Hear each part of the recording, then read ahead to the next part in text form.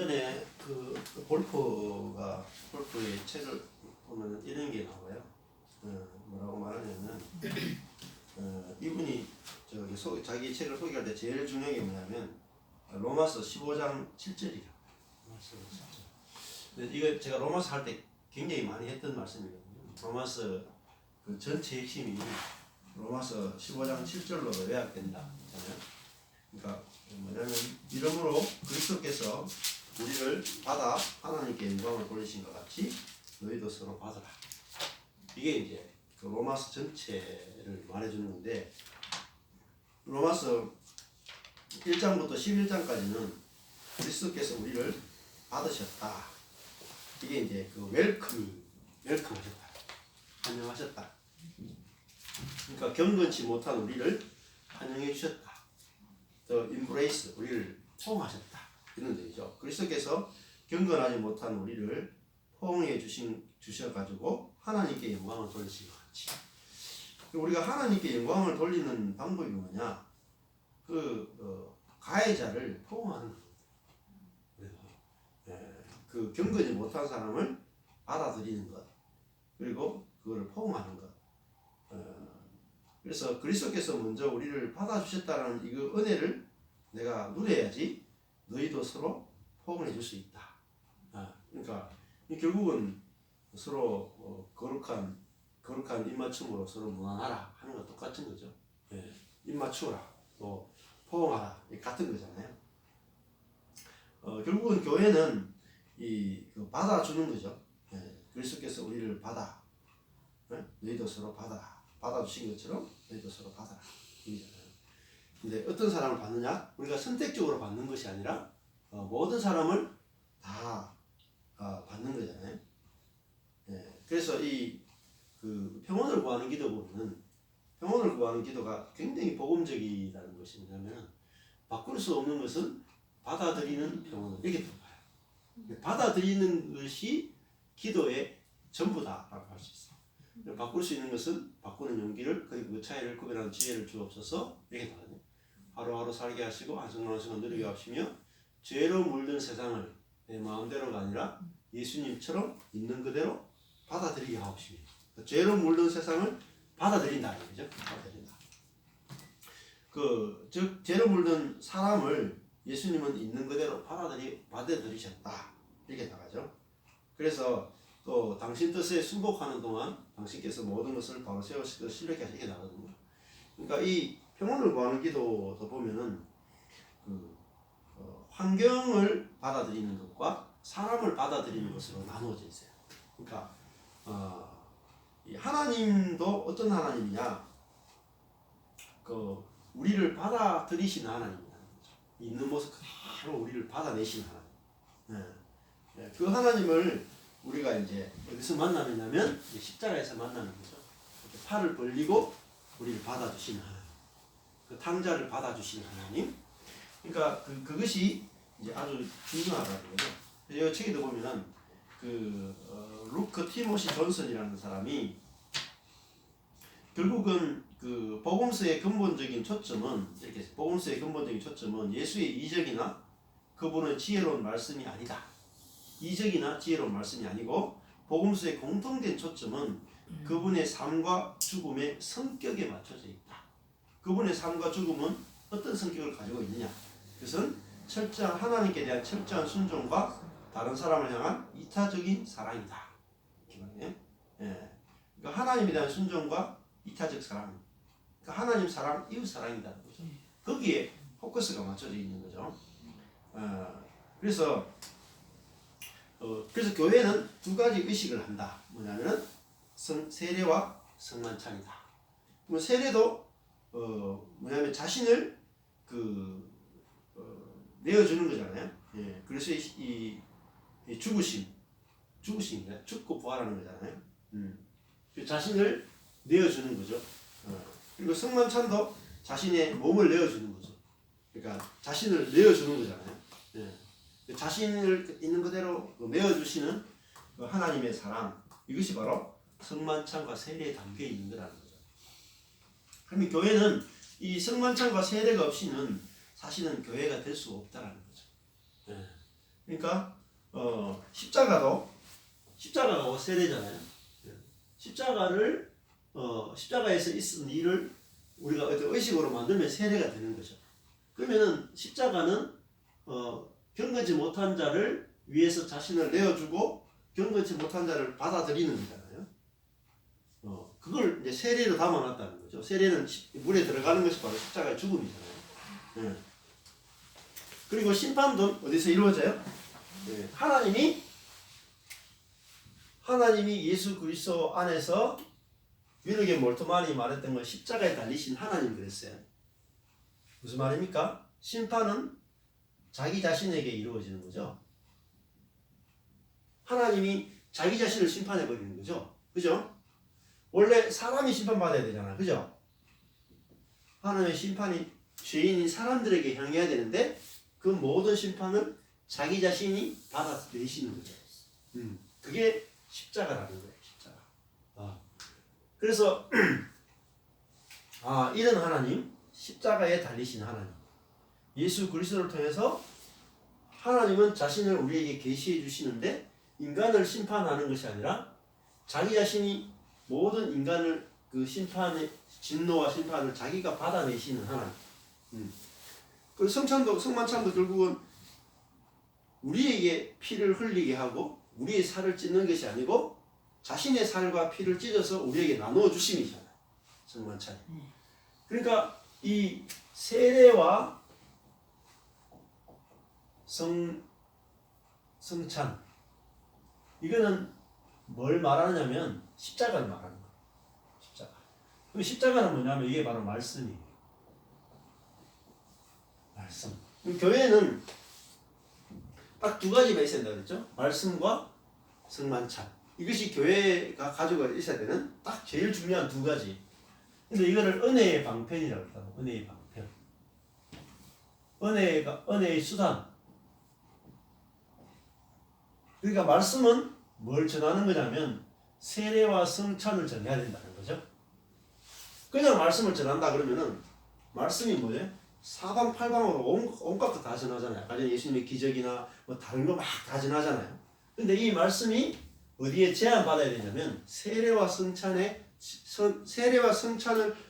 이야기하는 세례와 성찬에 포커스된 말씀이 된다. 그러니까 이 세례와 성찬은 결국은 십자가죠. 십자가. 그래서 여기서는 선과 악이 없단 말이에요. 선과 악이 없어지죠. 예. 왜냐면은 선에 대해서는 선과 악에 대해서는 전혀 상관없이 하나님은 모든 자에 대해서 팔을 벌리고 받아주시는 그 하나님의 초월적 사랑, 하나님의 초월적 사랑에 대해서 은혜에 대해서 이야기하는 건데 이것이 뭐예요? 인간을 구원하는 유일한 방법이다. 사랑만이 인간이 구원되는 유일한 길이다. 이걸 지금 이야기해주고 있습니다. 그래서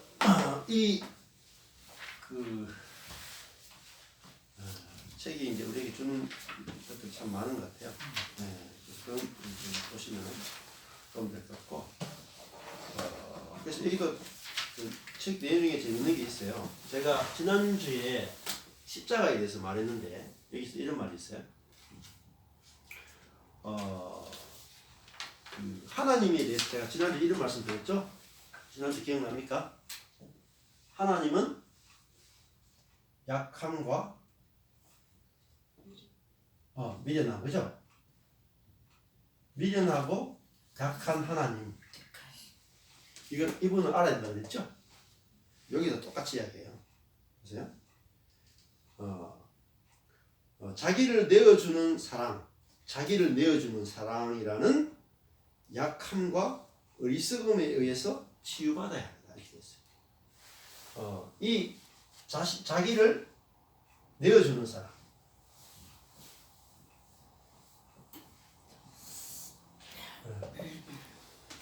자기를 내어주는 사랑이고 약함이고 미련함이죠. 그렇잖아요. 우리가 개인 대 개인을 생각해 보세요. 내가 이렇게 피해를 당했는데, 그죠? 예, 우리는 내가 피해를 당하면 내가 뭐 어떻게 돼요? 강해지죠. 그죠? 어떻게 복수할까? 내가 지혜로워지죠. 꾀를 쓰죠. 그런데 하나님이 이런 자기를 배반하고 사단의 편을 드는 인간에 대해서 어때요? 약함, 밀남이죠. 예. 그래서 이 약함은 사회적 통제보다 더 강하며 이 어리석음은 합리적 사고보다 더 지혜롭다. 하나님이 어때요? 강함으로 우리를 심판하는 것이 아니라 자신이 약해져가 죽어버렸죠. 그죠? 예. 하나님이 지혜로운 것이 아니라 하나님이 어리석게 십자가 달려 죽었죠. 근데 이 하나님의 어리석음이야말로 하나님의 이 약함이야말로 인간을 설득할 수 있는 최고의 설득이다. 부모도 마찬가지죠. 부모가 자녀를 설득할 수 있는 최고의 방법은 부모가 자식보다 약해지는 거죠.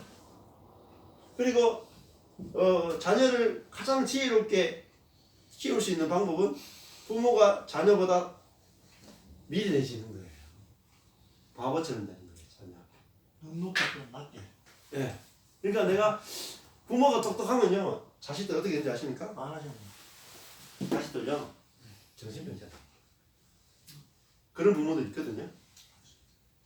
부모가 굉장히 똑똑한 부모들이 있어요. 부모가 특별히 공부를 많이 한 부모들이 있죠. 굉장히 똑똑하고 공부를 많이 하고 그런 부모 있죠. 막 정말 똑똑한 부모가 있어. 똑똑이 부모가 있어. 똑똑이 부모는 어떻게 해요 자식한테? 니는 그것도 못하고 항상 입에 다니는 게 저도 이런 게 뭔가 올라가네. 그래 보면 등급 많은데 지혜가 없어요. 그게 지혜하고 지식하고는 그렇죠. 틀리거든요. 그게 이게 지혜거든요. 지혜 없어요. 그래서 하나님의 미련한 것이 인간의 지혜는 것보다 낫다 이렇게 해서 이 십자가를 이야기하거든요. 그러면 인간관계하고 똑같아요. 이게 부부관계, 부모와 자식 간의 관계, 교회 안에서 지체와의 관계에서 우리는 뭘 내놔야지 돼? 내 미련함을 내놔야 되죠. 그러니까 형제가 만났는데 내가 이성기 집사님하고 만났는데 난 내가 똑똑하고 이성기 집사님은 좀 어리석어 이렇게 만나면 어떻게 돼? 그건 지 혼자 생각이고. 그렇죠. 그러니까 지 혼자 생각이 돼. 벌써부터 이렇게 나오잖아요. 벌써 이제 연합이 안 되잖아. 이게 사람은 기분 나빠가지고 관계가 안 되는 거예요. 근데 그래 이제 미련하면 그러면 예 집사님 제가 좀 더 집사님한테 미련합니다. 이러면은 집사님이 괜히 기분이 좋아. 맞죠? 이건 이제 하늘의 지혜라는 거예요. 하나님도 우리에게 어떻게 하셨어요? 자신이 하나님으로서 난 너희들보다 더 똑똑해 이게 아니라 자신이 십자가에서 미련하게 죽으셨죠. 그 똑똑한 인간에 의해서 살해당하셨잖아요. 하나님이. 그러니까 이 미련함이 뭐죠? 사랑이 없이는 불가능하죠. 그죠? 네. 내가 사랑이 없이 상대방 앞에 내 미련함을 내놓을 수 있습니까? 없거든. 근데 내 미련함을 내놓을 수 있는 게 이게 정말 능력이잖아요. 네? 그리고 약함을 내놓는 것도 마찬가지죠. 하나님이 이 십자가는 하나님이 약해지셨고 미련하게 되셨다 라는 건데 이것은 결국은 뭐예요? 자신이 약해지고 미련해짐으로 우리를 살려내시는 하나님의 사랑을 이렇게 보여주잖아요. 그러면 우리도 여기에 어떻게 돼요? 포함돼야 돼. 포함. 하나님만 미련해지고 약해지면 안 돼. 그 십자가에 우리도 포함되는 거예요. 포함시켜가지고 그래서 우리가 그리스도와 함께 죽죠. 함께 부활하죠. 그 말은 무슨 말이냐면 뭐가 죽느냐면 우리의 강함이 죽는 거예요. 우리의 지혜로움이 죽는 거예요. 이것이 십자가에 죽어야 되는 거예요. 이게 뭐예요? 이게 사실은 죄의 뿌리야. 이게 죄의 뿌리예요. 그래서 하나님이 이렇게 나에 대해서 약해지셨고 나에 대해서 미련해지신 것 이것이 하나님의 은혜죠. 그래서 하나님이 나를 그죠? 자신을 내어주시고 그죠? 자신을 내어주시고 그죠? 우리를 포옹하시죠. 팔을 벌리고 우리를 포옹해 주시죠. 그러니까 이게 얼마나 미련합니까? 예? 자기를 죽이는 가해자를 포옹하잖아요. 그죠? 얼마나 미련해요? 자신을 죽이는 자를 포옹해 주죠. 미련하잖아요. 예? 자기를 죽이는 자에게 자기를 내어주죠. 미련한 거죠. 약한 거죠. 사랑은 약한 거예요. 근데 이것이 제일 강한 거라니까요. 자기를 죽이는 자, 자기를 핍박하는 자에게 기꺼이 자기를 내어주는 것. 그 사람에게 자기가 약해지는 것. 그 사람에게 원수에게 밀어내지는 것. 이것이 뭐예요? 이것이 능력이다. 이게 하늘의 능력이다. 그러니까 이 하나님의 지혜와 하나님의 능력은 십자가에서 가장 빛나게 나타났다. 하나님이 약해질 수 있다. 하나님이 밀어내줄 수 있다. 이게 정말 놀라운 거예요. 이 세상 종교에 없는 거예요. 세상 종교에서 어떤 신도 약해지지 않죠. 어떤 신도 밀어내지지 않죠. 근데 하나님만 그죠? 경건지 못한 죄인을 위해서 약해지셔. 하나님만 밀어내주셨죠. 그래서 우리가 정말 복음은 어때요? 사람이 생각해낼 수 없는 거예요. 그래서 로마서에서 뭐라 그랬어요? 깊도다 하나님의 지혜와 지식에 부유하며, 그죠? 그의 판단은 측량치 못한다. 바울이 인간의 생각에서 나올 수 없어요. 이런 하나님을 어떻게 이런 약해지고 밀어내지는 이런 하나님을 인간의 머릿속에서 만들어낼 수 있느냐? 못 만들어내요. AI 이 로봇이 아무리 발달해도 이런 하나님 못 만들어낸다. 근데 복음은 묵상하면 묵상할수록 복음이 우리를 설득하는 거예요. 설득하는 거예요. 그래서 그 강남순이라고 하는 그 감리교 교수인데 그분이 여자분이 생물교를 강의에서 하는 말이 무슨 말이냐면 성경이 하나님의 말씀인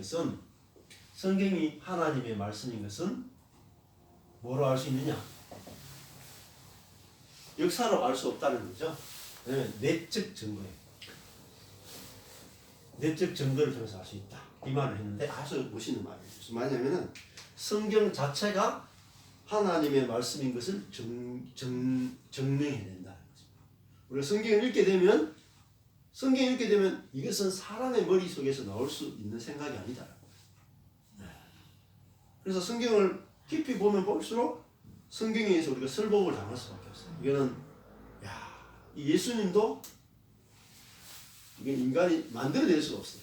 제자들이 지금 아까 전에 했죠. 불트만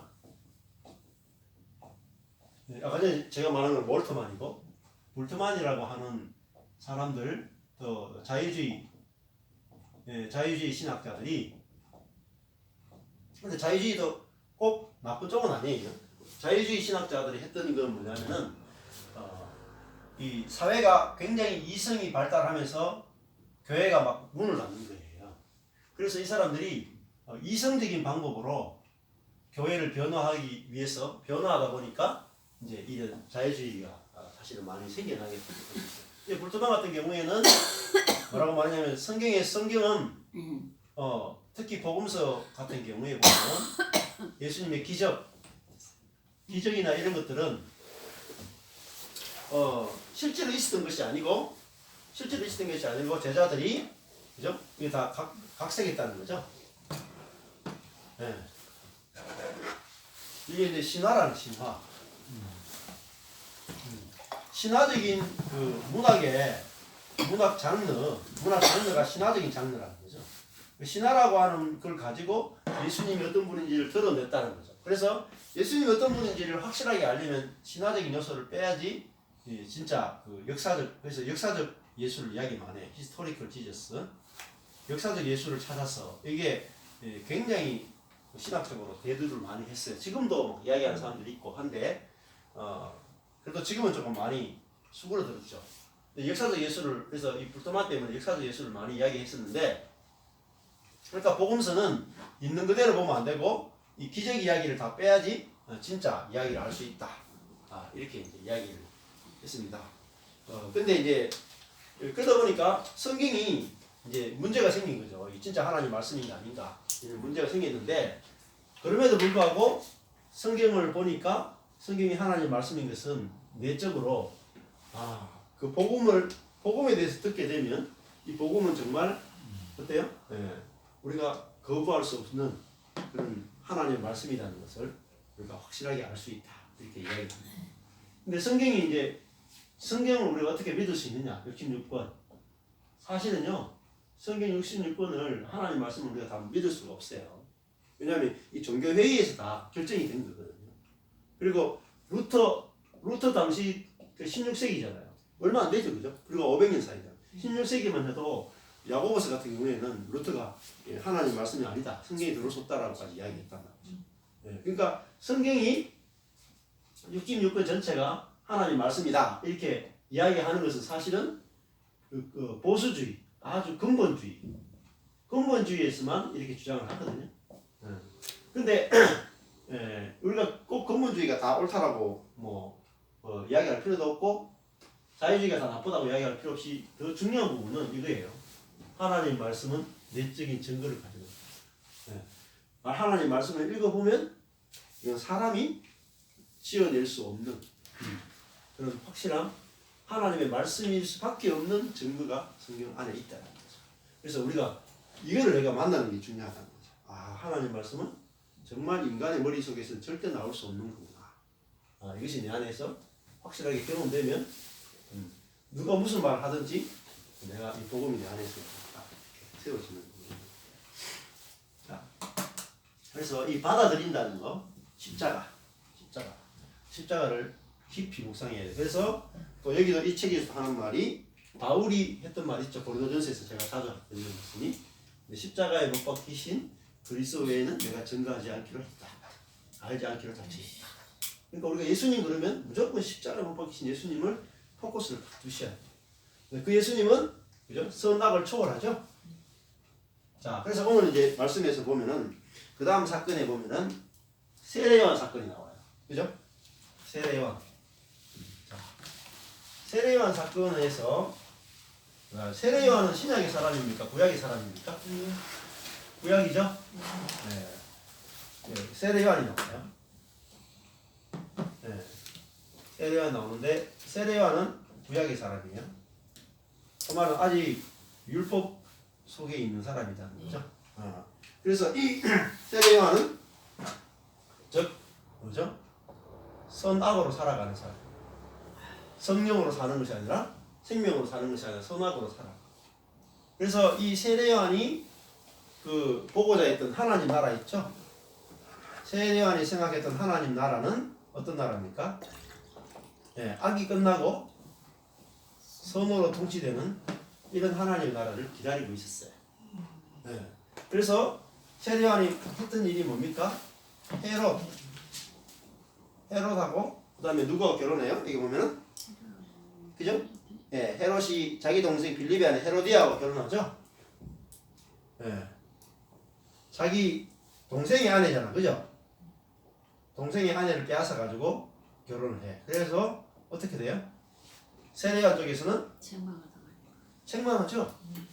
왜냐하면 세례요한이 생각했던 하나님의 나라는 악이 없어지고 선이 다스리는 나라잖아요. 그래서 세례요한은 이 헤롯의 악에 대해서, 이게 악이죠? 악에 대해서 책망하죠. 자, 그럼 어떻게 돼요? 받아들여요?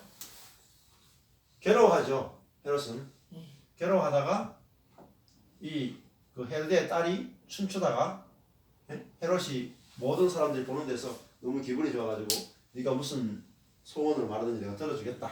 공포를 해버렸어.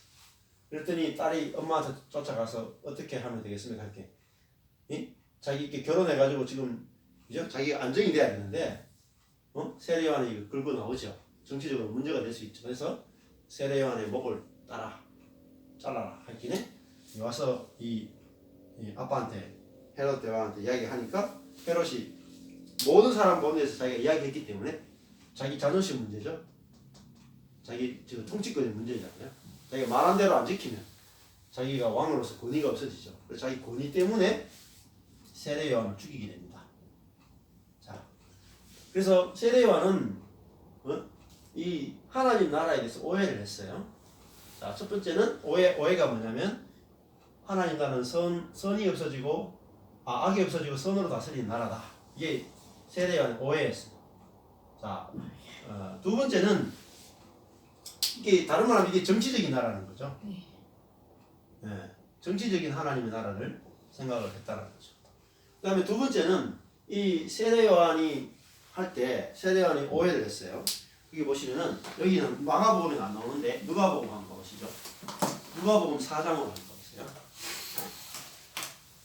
누가복음 4장 18절.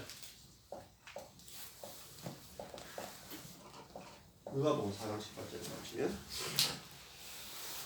자, 거기 보시면은 주의 성령이 내게 임하셨으니 이는 가난한 자에게 복음을 전하게 하시려고 내게 기름을 부으시고 나를 보내사 이렇게 나오죠. 네. 자, 예수님이 메시아라고 하는 증거를 이사야서 61장을 가지고 지금 이제 내가 메시아라는 증거를 이야기하잖아요. 근데 가난한 자에게 복음을 전하려고 기름을 부어서 나를 보내사. 첫 번째가 뭐예요? 첫 번째가 포로된 자에게 자유를 했죠. 네. 자, 그러면은 너 눈먼 자에게죠. 포기하고 그다음에 눌린 자를 자유케 해줘, 그죠? 자유케. 그럼 생각해보세요. 주의 은혜해. 요 이사야서 61장 말씀에 의하면 어때요?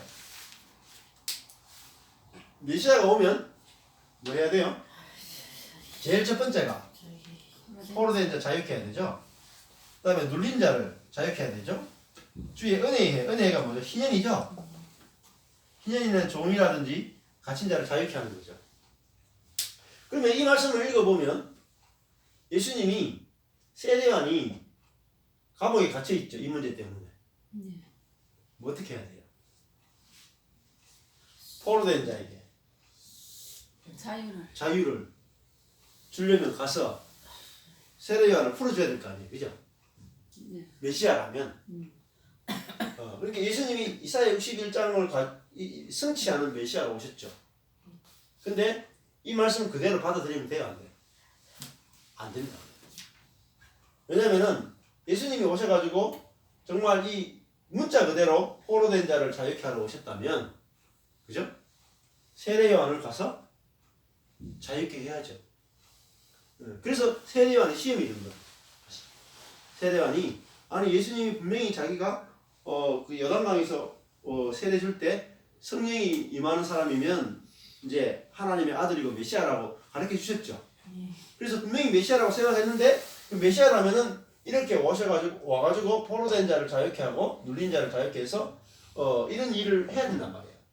그래서 자기가 어떻게 보면 메시아인 예수님을 믿고 자기가 당당히 외쳐가지고 지금 감옥에 있단 말이에요. 그죠? 그러면은 예수님이 가서 메시아로 왔다면 자기 자신을 자유케 해야 될 거 아니에요. 그죠? 근데 예수님이 no 하셨죠. 안 가셨죠. 세례 요한이 죽는 걸 그냥 방치하셨죠. 전혀 도움이 안 됐어요. 그 말은 무슨 말이겠어요? 예수님이 포로된 자에게 자유를 할 때 이 포로된 자는 정치적인 게 아니라는 거죠. 그죠? 정치적 포로가 아니라는 뜻이죠. 정치적 포로가 아니고 어떤 포로예요? 영적인.